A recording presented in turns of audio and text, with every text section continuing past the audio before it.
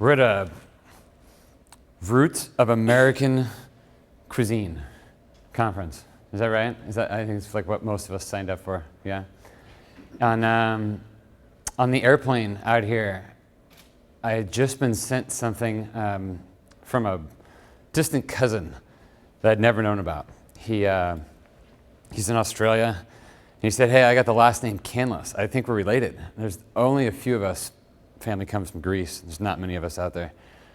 I said, dude, there's no way we're related, but where'd you get that last name? And so we started having this dialogue, and just before I flew out here yesterday, he had sent me this document. It's this old document from the 70s, actually, and in it were all these photos of my family that I had never seen before. No one had ever seen in our side of the family. And one of the photos was of a man who apparently is my great uncle. He was the sheriff of Stockton, California, and had quite a following down there. I don't know much about the sheriff world, but apparently he was like, star on the thing and everything. Yeah. I typically try to stay away from them, but I read a quote in this thing that literally really touched me, and it was at his funeral, and apparently they had a couple hundred officers from LA and from the various areas come over, and they walked the whole mile. They did this sort of official procession. And there was was it a Monsignor? It's just the abbreviation said MSGR. I think that's Monsignor. I think it's Catholic, right? A bishop or something. And he said this quote, and I want to read it specifically because I've been tripping over it for the last 24 hours, and so I typed it up so not to bring the entire thing. He said, I'll say this about the man. He touched deeply the hearts and lives of many people. For this reason, I don't believe he's dead. For anybody with that capacity could never die. I was like, For this reason, I don't believe he's dead, because anybody with that capacity could never die. I just thought about that for a little bit. Now, what the hell does that mean, right? Here was somebody who touched a lot of lives, okay? Pause, because we're going to come back to that story. A month ago, I was sitting in Manhattan with one of the most up-and-coming chefs of the city. I'm going to keep his name private. And he says to me, I said, what's your goal? Like, what do you want to do? Where are you going in life? He says, I want to be the best chef in America. I'm like, cool. We're sitting in Union Square, we're having coffee, right across from a restaurant I used to work in. I said, what does that look like? The best chef in America. And that's about where the conversation ended. He said, I don't know. I said, really? You spent your whole life. And he said, yeah, I know. And we had this really sort of tender moment because he didn't know what that meant. He said, yeah, I've spent so much time trying to get there, I'm not sure I could define it for you. I said, man, let's do it together. So we did. I said, here's the thing, if anyone were to say about me, I said, gosh, I'd love to be the best restaurateur in America. And here's what that looks like. If you came to work on our dining room floor, if you came to work at Canlis, I hope that I would have an influence on you professionally. I would hope that if you were interested in service or management or leadership or anything like that, that at some point you would say down the road, not just that Canlis was on your resume, but actually I worked for Mark Canlis. Gosh, he really influenced the way that I run my restaurant. He really influenced the way that I run my business. I said to this particular chef, if that's all they said about me, what a terrible, terrible failure I'll have been. Because if in the meantime, I can't hold my marriage together, my 3 kids are a wreck, and nobody respects me in my personal life, was I really the best restaurateur in America, or was I a great businessman? And so the same is true for you. If every cook that ever worked for you wanted to cook like you, but no one wanted to be like you, are you the best chef in America? And he said, no. So then we should talk about what it takes to do both. So my goal in the next 15 minutes is just to have that conversation a little bit And my hunch is that in our industry, we're not doing a good enough job. And I don't know about you. I don't even know anything about you, actually. As I survey the room, I know very little.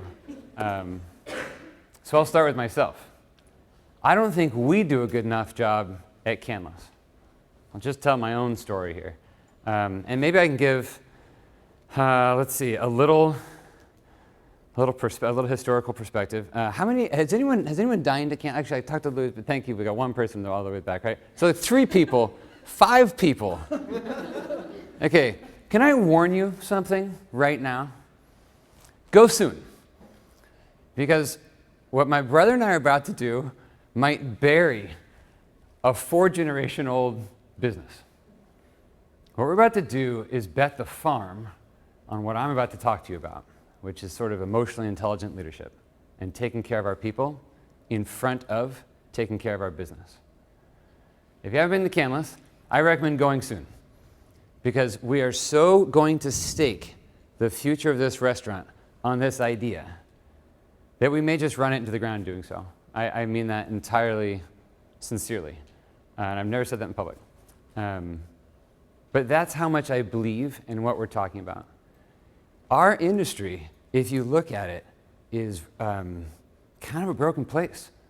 Last month, I sat with a guy named Kevin Finch in my bar. Kevin used to be a food critic for a newspaper. He got out of that job and did what? Started a nonprofit whose only mission is to love on and serve people in the food service business. I was like, well, you're serving us? We're normally serving you. He's like, oh, no. He's like, do you know how much brokenness, addiction, poverty even, depression goes on inside most restaurant walls? I said, yeah, I do. It's tough. It's a lot of relationships. Relationships are messy and they're hard. He's like, I am heartbroken over the amount of need inside of restaurants. So he's founded something called Big Table that literally raises money and just takes care of normal people like you and me who work in kitchens in the front of house who are desperate to be taken care of and led and served, right? We're the restaurant industry, people, the hospitality business. And here, we're not even taking care of our own well enough so that we need NGO support to come in and take care of our own, right? We just had a conversation about what it's like to work in a kitchen in a we chef environment, right? And a military brigade system. I was in the military and spent a lot of time in that system. And I've spent a lot of time in my kitchen. And it is a hard environment. It is famous for chewing people up and spitting them out. Sitting on we were filming the TV show the other day. And man, I'm forgetting the name of the show we were on. Hold on. Top Chef came into our restaurant. We filmed an episode. And in the in-between, we're having this dialogue about, and it was kind of like this funny thing about how hard it was in there and all sort of like the yelling that was going on. Like that was almost amusement. And I'll never forget this feeling of, oh man, I hope I'm not the guy in the amphitheater watching the gladiators kill one another. Like sort of using their destruction at my benefit. Like how is it that in this industry, we have a whole TV channel set up to sort of glorifying how bad the leadership is and how poor the taking care of our own people are. Right? We do. TV show after TV show after TV show. It's out there. That's what our industry is known for. And moreover, when you say, I'm in the restaurant business, the one thing you hear is sort of like, that's tough. Yeah, that's hard, isn't it? I love to visit tables when my cooks' parents are coming in and to go talk to them and say, hey, thank you for letting Johnny work. We've so enjoyed having this time with him. And they all look at me and they all say, this is not easy, but thank you for taking care of our son. Thank you for taking care of our daughter, right? It's a really interesting thing that's happening in this industry. We are not known for growing people. We're known for training them. We train a lot of chefs, but we're not known for growing them. And moreover, it's not just our problem. It's everywhere. Any of y'all heard of a little company called Amazon? Okay, they're just down the street from my restaurant, right? 0.8 miles, whole headquarters right there. And I've got an ongoing relationship with these guys. I know many of them, right? And Amazon, does anyone know about the culture of Amazon? Have you read about it or anything? It is famous for what? Like destroying people's careers, right? You go to Amazon to sell yourself out for your career. If you haven't heard about this, Google Amazon Culture Business Week and see what pops up, right? It is a place that's killing it, literally growing by leaps and bounds. They're redeveloping our city. You can't imagine how much money is pouring into the city because of Amazon, because of all of you and your Prime memberships, right? But everyone I know that works for Amazon basically kind of hangs their head and says a little bit, well, yeah, I mean, it's just for a little bit, or it's just until I can get to the next step, or I'm just doing this because it's a temporary, like 5 years, 3 years, 1 year. My assistant's boyfriend just up and quit his job 2 weeks ago, making $240,000 a year. This kid's 31 years old. That's Amazon. He said, you know what? I don't care about the money. It's like, it's killing me. Like, I just can't handle the culture, right? Nobody cares about me. And this, I'm just going to suggest, is the same culture in many of our restaurants. There is an understanding out there that if you don't look out for number one, nobody else will. Has anyone ever felt that way in your own job? If I don't look out for me, nobody else will. Because we all know that the point of a business is to make money. It's, you see, in every business school, if any of you all have ever been, that's it. Increase shareholder equity. Nothing else really matters. That is the point of business, right? And so therefore we get in these situations where when we're there, all we're there is just to help the boss make money. And there's a little deal that happens. There's a little transaction that happens. It sounds like this. I'll give you what you want. You give me what I want. I'll work for you. You give me money, right? It's not very relational, by the way. It's very transactional. And then something really kind of scary happens in restaurants. Let me walk you through it. How many of you are familiar with prostitution? I'd never get any hands. But every once in a while I got in the back of it. I want to contrast prostitution and service. Hospitality, you guys, the root of the word is hospitalitas. It meant to take in a stranger. Our business is one of creating relationships. Okay? Prostitution, I looked it up online, the actual definition. There are two. One has sexual implications, one doesn't. It is, in fact, you know what? I'm going to read it to you. This is so cool. No, my computer died. Nope, here it comes back. Okay. Let me read this to you because I think this is so good. The practice or occupation of engaging in sexual activity with someone for payment. Definition 2, the unworthy or corrupt use of one's talents for the sake of personal or financial gain. The unworthy use of one's talents for the sake of personal or financial gain. Here's what it looks like. I come to the table. I'm like, man, so nice to have you here. Yeah, welcome, right? And what game are we playing right off the bat? Hey, I'm an actor. I'm just doing this gig for a paycheck, right? I know how this works. I work for the Canlis family. The whole point of business is to make money, right? There's just a game here. I give you what you want. You pay me, right? Is that not a little bit what happens? I'm all nice to you.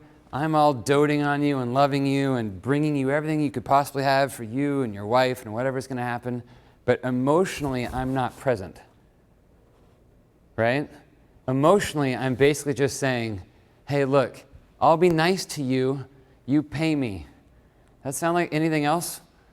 Right? I'll give you what you want. No relationship. No kissing. No nothing. You just pay me and we go our separate ways.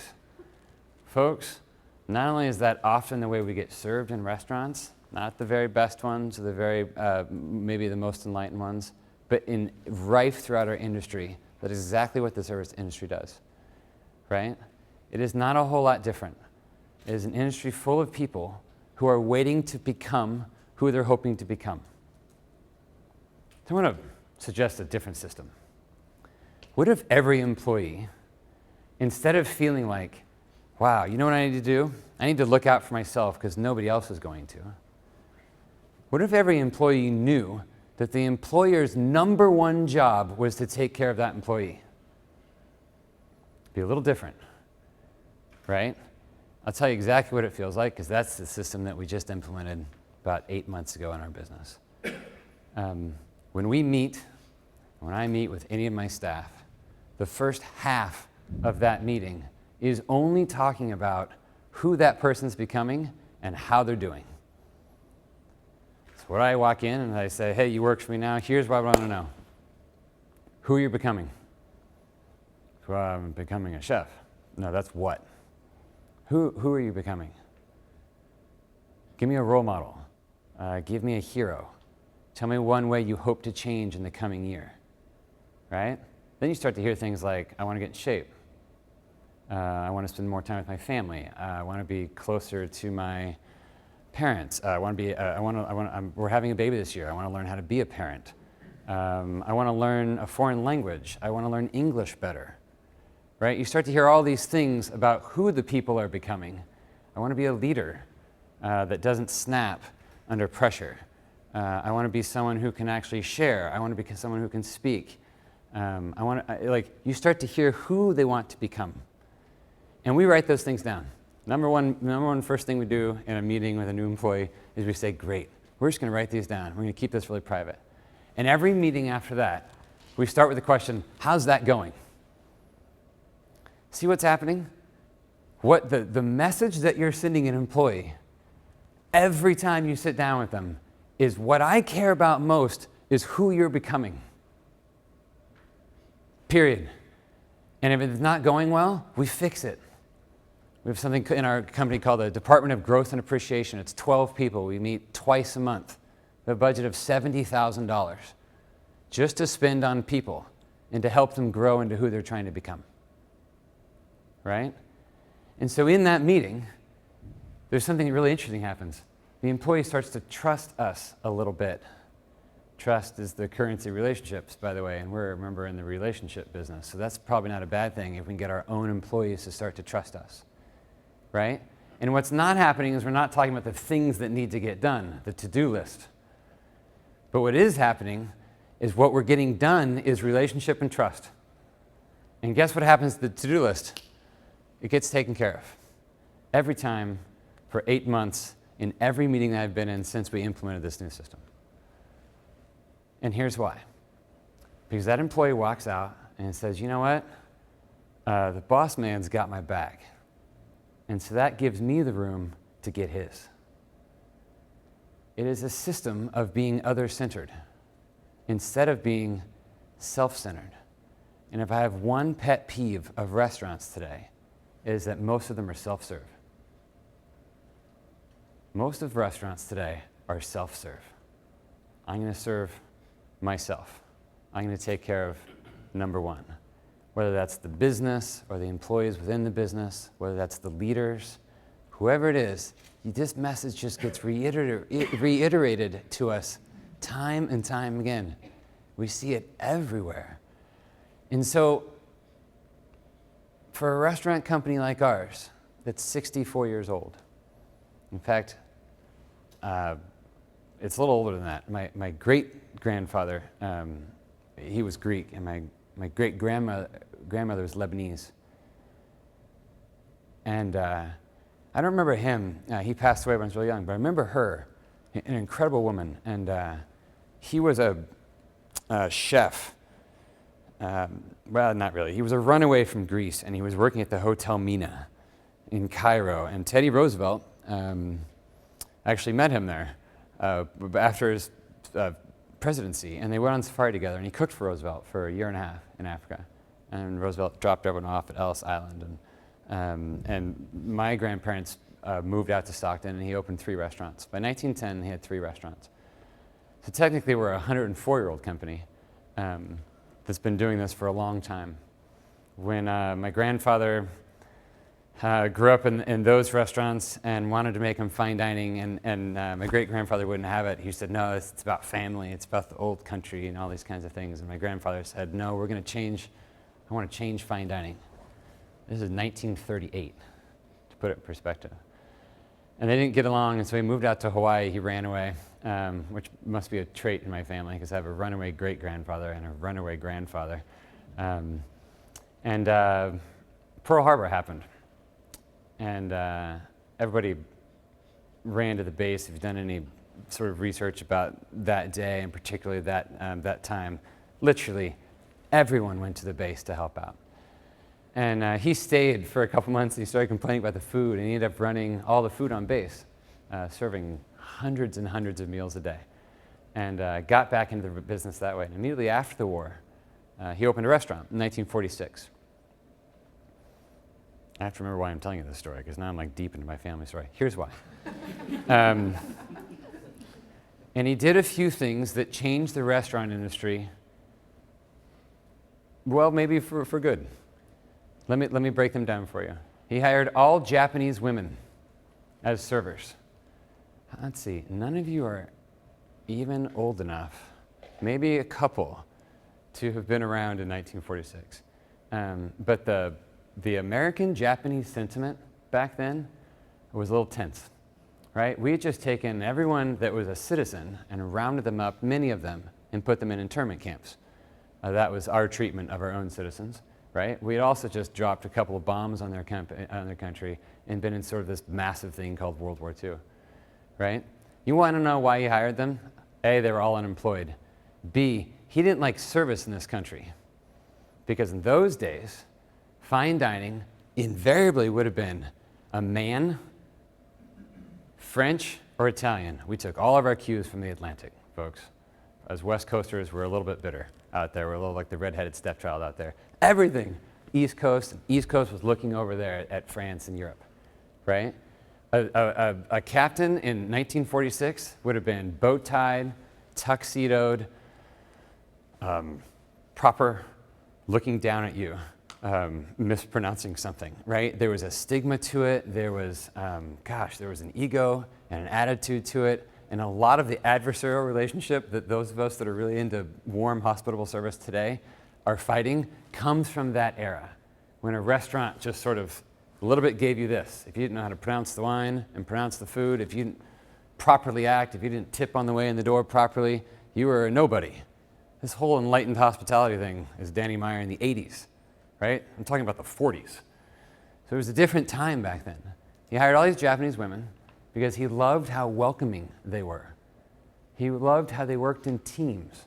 Folks, the first tip pool in America is in this restaurant in 46. The first fine dining team-styled service in America came from that restaurant in 1946, because these women would not keep their own money, and they would not use the formal system that everyone else used, the captain system. They said, no way, everybody does everything here. That's just the way we work. I'll help you, you help me. Sounds very other-centered, doesn't it? In fact, instead of looking out for my own interests, I'll look out for yours. And then hopefully when I get in the weeds, you'll look out for mine. You see the way this works? And then when the money came in, they said, no, we're going to take it home. That doesn't feel right. We're going to share it. That's how tip pooling started, right? Ours is a legacy of firsts in many ways. In those days, a fine dining room looked a lot like this, probably. Tall ceilings, square, boxy, ornate, fancy, not that modern, but fancy lights, and what do you call a little trim around the, crown molding, right? Like it was, they were based out of hotels, and there was this real sort of European thing to it. He built our restaurant to feel like a home.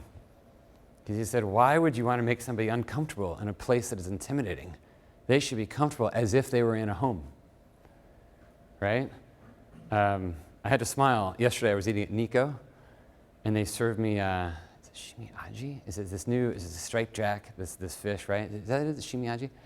And she's like, yeah, it's this fish out of Japan. And here I am in like a seafood restaurant in Chicago, of all places. And I said, you know the history of that? Because I'm speaking at a Roots of American Cuisine thing tomorrow. In 1946, you guys remember Hawaii had just taken off, because you don't, because you're not Boeing people. Boeing is local fans over there. But they just invented the 707, and you could finally fly to the islands. You have to take like a ship, right? And so Hawaii is blowing up. And so my grandfather used to smuggle ahi from Hawaii to the restaurant in Seattle, literally by paying off the stewards and slipping iced suitcases with fish in it. And on the way back, he'd smuggle Dungeness crab and salmon back to the islands, right? He loved the sort of idea of these fresh fish coming out of the Pacific waters. He loved serving raw fish. Poke was a huge deal back then.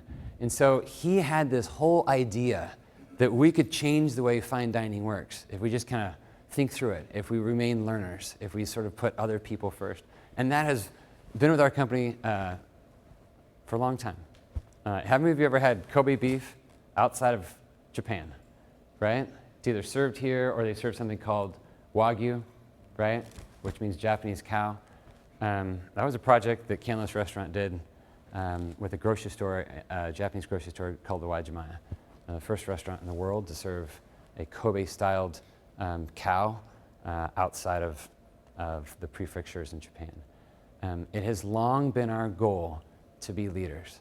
And I'm telling you right now, after 104 years, I think the best thing we could change today would be to treat our people differently. It's our industry, the hospitality industry, one in which we're known for caring for others, relationally forward. And I believe our work is cut out for us. I don't know about you, but it's cut out for us out there in Seattle. And that's just what we're working on. So thanks for letting me share that. We changed the mission of our company several years ago to kind of put our money where their mouth is. And we made it to live out and grow our brand. And then there's a colon. And we said the belief that we should put other people first by serving and investing in them. And when we do orientation, we give that to the staff, and they're all like nodding their heads, and it's early in the morning. And I'm like, has anyone noticed anything missing there? And the astute ones that wake up in the morning, like, there's no money. I'm like, exactly. The mission of the company is that we would grow as people. I want to be a dad. I do. I want to learn how to be a husband, a father. Like, that matters to me. It's not that I don't want to be a restaurateur. I do. I want to be a better one than any of you, right? I hunger for that. Like, there's a piece of me that wants to have influence and have success and those types of things. But that's what I do does not comprise who I am. It's a piece of me. And you are all the same, and guess what? So is everybody that works for you, right? And if we focus, if the only thing we're focusing on is making money with our staff, we're missing the boat. You focus on the staff, you can't imagine how much money there is to be made because they're so motivated to work for you. They so believe in who they're becoming. They so know that you've got their back. It just flips it on its head. And so for us, that mission statement is critically important as a reminder of like, yeah, I want to be a restaurant guy, but I also want to be me. And there are ways that I'm growing personally that have nothing to do with my company. And so throughout the company, that's what we've been focusing on. Yeah. I just wanted to see if you were going to come back and close that loop with the original story that you were telling about what you read from an ancestor. Yeah. I think what struck me about that, thanks, Matt, was just that I don't know of anyone out there that doesn't want to succeed in the world. Right? There's a couple rules to the game. One of them is that we all need to make some money so we can pay our bills and like do stuff, right? We all have this desire to succeed. But that sort of an influence is pretty temporal. And the influence that he had seemed to be more immortal, right? Does that make sense? Like the influence that says, I have changed somebody's lives. We have 95 employees. Man, what a responsibility. If I could strongly influence the lives of 95 people, that goes long after the legacy of the restaurant that we have built or that we have inherited or that we have run into the ground, right? Long after any of the accolades and long after any of the book deals and any of that stuff just disappears like this. But to be able to pour into someone's life and to be able to change and affect who they are, that grows. right? I can tell you right now the names of 6 or 7 people who have deeply impacted me, right? And that's not only impacting me, you can bet it affects the way I raise my children. It grows, it lives on. And so that's what I think was so impactful about that. It was a weird quote at a funeral to be like, I don't know if he's dead, or I don't know how to say it. It was like, he's not, it just seems strange. Like, that's a weird quote. But then like thinking about it, I was like, I can see what he's saying. Like, he just had this incredible impact on the community and people that worked with him. So, yeah. I have to assume that in the course of your opening interviews with people, when you're outlining the goals, their goals that you're going to help them accomplish, that there have been occasions that you've either identified the goal as being counterproductive to the immediate success of your business and their role within it, or perhaps something you just don't identify with. Yeah. How do you respond to those? Oh man. Oh, you don't hire him. You guys think about it. The only question that matters in interviewing. We ask a bunch of questions in order to sort of like get the interview bugs out of the way and let them not be so nervous and that kind of thing, right? And as soon as we feel like there's some sort of connection between us and the person, here's the one we drop. You ready? How will working at Canlis help you become who you're trying to become? That's all that matters. How will working here help you become who you're trying to become? Because if it won't, and I know that as the interviewer, and you're not really aware of that, but I'm like, oh, I know this guy, and this is not going to be good for him, but it sure is going to be good for me. And I say, great, you're hired. What have I just done to you? Used you. I know it's not going to be good for you, and I know it's going to be good for me, and I hire you anyway. What is the most selfish act I could do? I'm going to use you, right? And flip it around. If you pull the wool over my eyes, you go on our website, you read about our values, trustworthy, generous, la, la, la, and you come to the interview and you're like, I want to be trustworthy. I'm like, oh, I love you, right? And you've tricked me, right? Then again, we've started a relationship where you're using me. That is a bad way to start a relationship.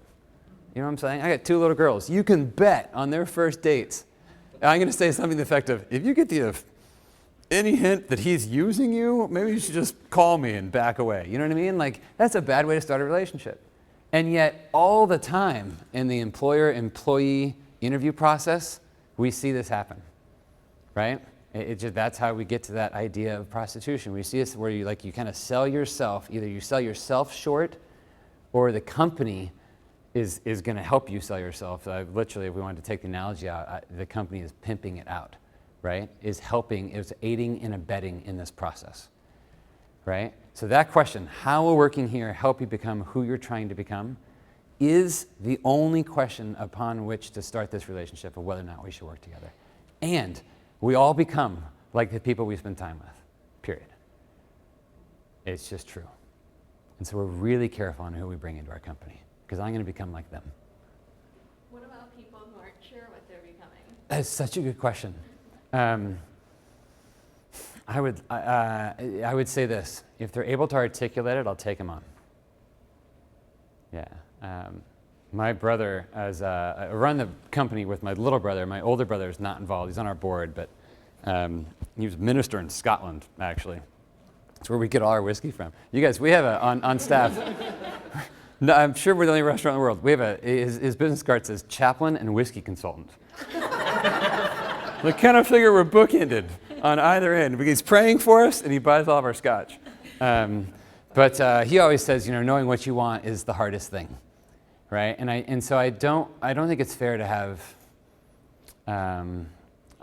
overrated expectations of that kind of an answer. Like, this person's going to lay it all out before you, like they've been thinking about it for years with a therapist. No, but the ability to articulate it, that sort of emotional intelligence, is key.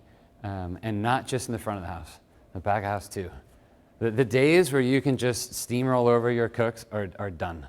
Like, it's just already not cool. And so that level of emotional intelligence, both front, back, and side of house, I just think is huge. So the ability to even speak about it and wrestle with it openly and dialogue about it tells us a lot. Yeah. I'm a pretty touchy-feely person, but I'm going to be more masculine for a moment, and this all is exactly what you're saying is exactly what I believe, and I love it. But do you find that sometimes people take advantage of you and the niceness. Yeah. Absolutely. But way less than you think. Yeah. You're gonna bring on a bad apple. You're gonna have someone in a low moment take advantage of you. That's fine. People screw up all the time, and they might screw up trespassing upon you. That's okay. I had a cook steal alcohol from me, drive home drunk on my alcohol, decide he left something at the restaurant, turn around, miss the turn, drive through our fence, and crash into our parking lot. That's screwing up on like a royal level, right? And in a certain sense, for a long time, he tried to sort of pull the wool over our eyes and not really say what was up. And we kept pushing him. And here's what we do when someone screws up. I'll say, this is who we are, and this is who we're trying to become. Do you want this? Back to that question. And he said at some point, yeah, in fact, I think I'm an alcoholic. I have a problem and I need help. Now we're talking about the real issues. Now I have an employee who's massively made a mistake, but he wants to change. I'll hire anyone who is openly willing to say, will you help me change? Because that's an incredible relationship to be in. If I'm saying to you, hey, this is who I want to be, I'm not very good at it, but maybe you could help me, and you're saying to me, this is who I want to be, maybe you could help me. You guys, the culture and the energy on the floor in that kind of relationship is awesome. And relationships are all messy. You and your spouse, you and your boyfriend, you and your cat, you and your mother, they're hard. You can't expect them to be easy, right? But they're worth it. And so in the hardness, I think, is where we get taken advantage of all the time. In orientation, after we give the mission, like, hey, these are the values. And guess what?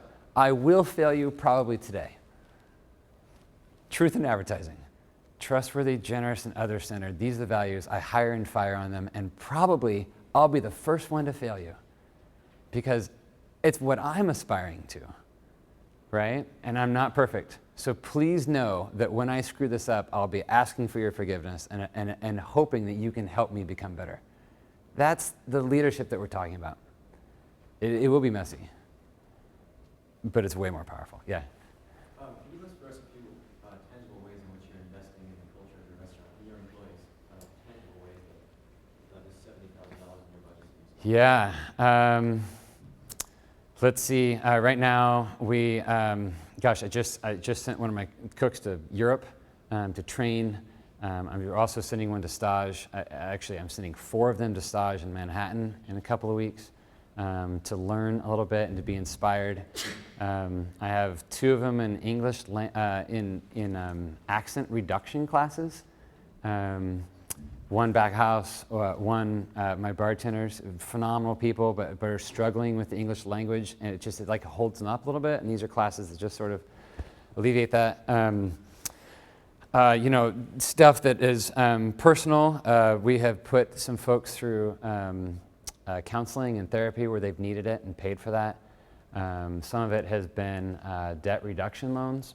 People get stuck with credit card stuff, and we will give them a loan for nothing and then have them repay it over time. All the way to normal stuff like, hey, we want to put in a bike rack and a picnic table and make a little park in the parking lot. I'm like, cool, done. We want to put in a basketball court, which we did. We just bought a swimming pool for the staff party. And we said, hey, we're going to have a staff party. We need like some culture around here. It's summertime. And one of my guys, Nelson, is Hawaiian. He's like, let's have a luau. Chef's like, I'll do a pig. So we bought a kahachina so we can do pigs. And then we were like, well, luau's not cool without a pool. So then we got online. Thank you, Amazon. You ready for this? You guys, for $1,150, I bought a swimming pool that would barely fit in this room. 32 feet long, 16 feet wide is almost what we're looking at right here, 15,000 gallons. And it was $5.95 to ship it to us from Illinois. How awesome is that, right? And so they just said, hey, I think it's really important that this party be really cool, and we bought 28 laser tag guns, and now we have laser tag tournaments in the restaurant late at night for like culture, just like, hey, this is an important thing, this is an important part of what we do. So it's that type of stuff. In capital expenditure stuff, which you and I were talking about the other day, yeah, it looks like remodeling staff rooms. We're building a hooch, which is a military-style bar in the jungle. We're building that in our basement for the staff, and just doing fun stuff like that. But most of it is little $200, $500, $800 projects around the way that somebody wants to learn and grow. We established a library where you can buy any book you want, as long as when you're done reading it, you donate it to our library.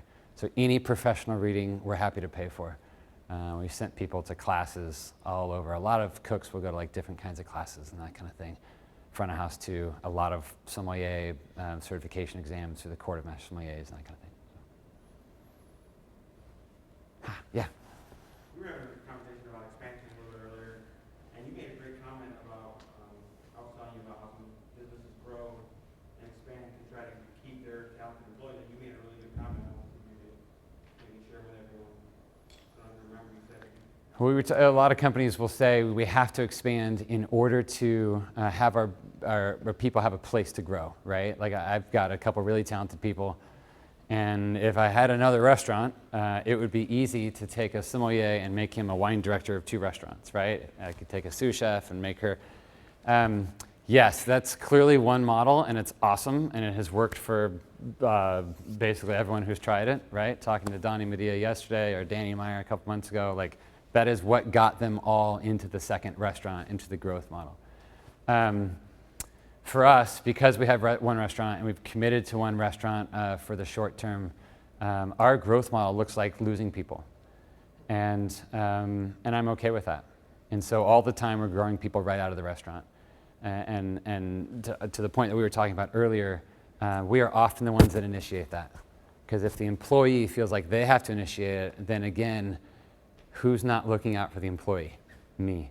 So I'm sitting down every time saying, does this work for you?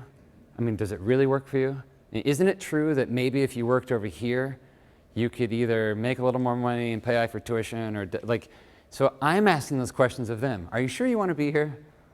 Right? Because there's a lot of great jobs out there. And it's not, I'm not trying to farm them out. Trust me, I do everything I can to keep retention low and that kind of thing. But by me asking that question, it allows us to brainstorm together about who they're becoming and what's going on. And believe it or not, yes, in the short term, you lose a few people because you're like, hey, great idea, Mark, and they leave you. Like, ooh. But moreover, it starts a dialogue in a conversation where the person's like, yeah, I do want to do that, but I really like this, and 18 months later, you're still talking about it, and eventually you land the sweet job. According to Patrick Lencioni, 80% of people in this country leave their jobs because of their boss, not because of what they do. And it happens to us at Canlis too, is that we'll lose someone and they'll make up some excuse because everyone's friends and you don't really get the honest answer, right?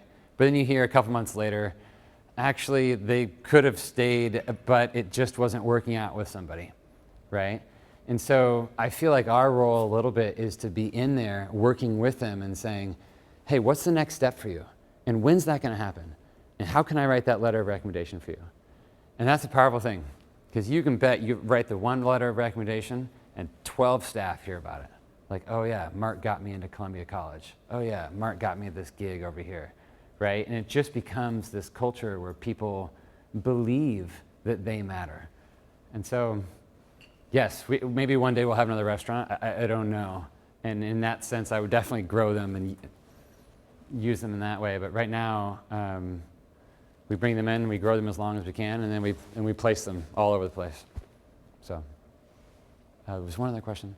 How do you deal with some of the issues, like labor issues that other industries kind of take for granted, but are really hard? Are we talking $15 an hour right now? Did you just take us there? Because don't get me started. I was going to talk about sick leave, because that's something that Yeah. so many industries have, but it's so hard for especially smaller restaurants to coordinate. You remember when the economy tanked a few years ago? And everybody was calling it a bad economy. My dad came down one day and he's like, you know what? It's not a bad economy. It's the new economy. He's like, you can spend all your time bemoaning and complaining the fact that the economy's not very good and you and your brother are running this company to the ground and losing money, or you could just decide that this is the new economy and there are a new set of rules and figure it out. I was like, oh. It's like, okay. But it was a great lesson for me. And we did. In the whole company, we just started calling it the new economy, the new economy, the new economy, right? And I would say the same is true. I mean, look, don't open a restaurant in Seattle. Like seriously, I'm not just like scared of the competition. It's so hard. You guys, we have crazy laws about sick pay and vacation and $15 an hour and all these kinds of things, and they are great for the people. It's very hard to run a business in.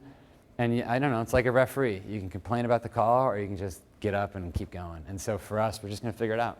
And that's kind of been our approach all the way along. There's good and bad to both sides, and when the bad side hits you, you just be like, all right, I don't write the rules.